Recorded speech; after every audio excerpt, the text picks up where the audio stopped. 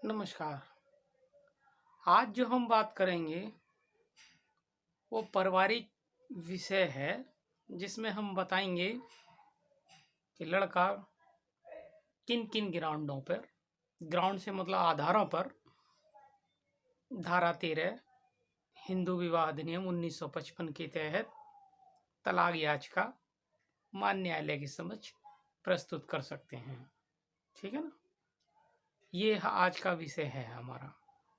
केवल लड़का किन आधारों पर कोई भी पति तलाक की याचिका मान्य न्यायालय के समक्ष प्रस्तुत कर सकते हैं। ठीक है ना।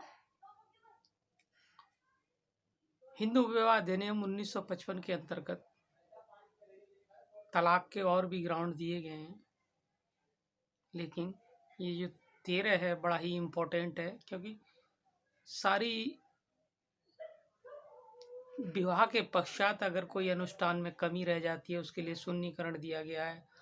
अगर विवाह के पश्चात पता लगता है कि पत्नी इस तरह की है या व्यवहार में परिवर्तन आता है, ठीक है ना, तो उन सब को लेकर धारा 13 को बनाया गया है। इसमें सबसे पहले हम देखते हैं क्या क्या आधार होते हैं। पहला आधार यह है कि शादी होने के उपरांत आपने शादी की, शादी के उपरांत किसी महिला या लड़की का व्यवहार में परिवर्तन आ जाता है, और व्यवहार भी इस लेवल का परिवर्तन आ जाता है कि वो खास तौर से पति को, ठीक है ना, और परिवार वालों के साथ भी क्रूर तरह का व्यवहार करती हैं, या फिर वो इस तरह का व्यवहार करती हैं कि वो आपके साथ रहना ही नहीं चाहती।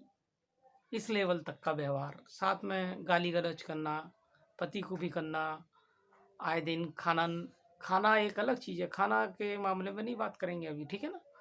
तो मतलब व्यवहारिक रूप से समर्थ ना होना पति के प्रति, या उसमें दूसरा ग्राउंड बनता है, वो बनता है सहवास में सहयोग ना करना या सहवास ना करना, ठीक है ना, सेक्स ना करना, सहवास से मतलब ये है, ठीक है ना।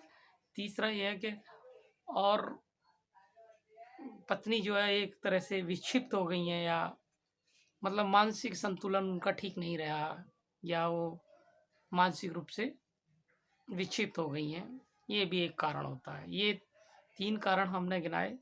पहला, व्यवहार में परिवर्तन आ गया है। दूसरा, उनका जो मानसिक संतुलन है वो ठीक नहीं रहा है। तीसरा, वह जो है आपके प्रति ठीक ढंग से व्यवहार नहीं करती, परिवार वगैरह आ गए। ये सब चीज़ें जो होती हैं, साथ में वो कोई इस प्रकार का चीज़ों का सेवन करती हैं कि पति के प्रति क्रूरता के ढंग से व्यवहार करती रही हैं। साथ में इसके अंतर्गत, क्रूरता के अंतर्गत वो सब डेफिनेशंस आती हैं जिनसे पति को कष्ट होता है। इवन 498 का केस भी इसके अंतर्गत आता है, ठीक है ना। मानसिक वेदना भी आती है, साथ में विक्षिप्त होना भी आता है, ठीक है ना। या फिर किसी कारणवश कोई अन्य इस तरह का कारण है जिससे कि पति को उससे बहुत ज़्यादा वेदना का सामना करना पड़ रहा है या परेशानी का सामना करना पड़ रहा है, जो कि पर्टिकुलर इस तरह की कोई समस्या है लेडीज़ के संबंध में, जो लेडीज़ ही कि मतलब नेचुरल प्रॉब्लम नहीं, अननेचुरल है। जो नेचुरल होती हैं उन सब के लिए कोई तलाक नहीं लिया जा सकता। जो अननेचुरल हैं, जो प्रकृति ने उन्हें दी हैं, वो तो एक अलग चीज़ है। जो प्रकृति ने दी ही नहीं, उनके लिए मामले में बात हो रही है, ठीक है ना। तो जो चीज़ प्रकृति ने नहीं दी लेकिन सबको समान दी है, लेकिन इनको एक स्पेशल दी गई है, वहाँ भी एक क्रूरता का आधार बनता है, जिससे तलाक का आधार बन जाता है, ठीक है ना।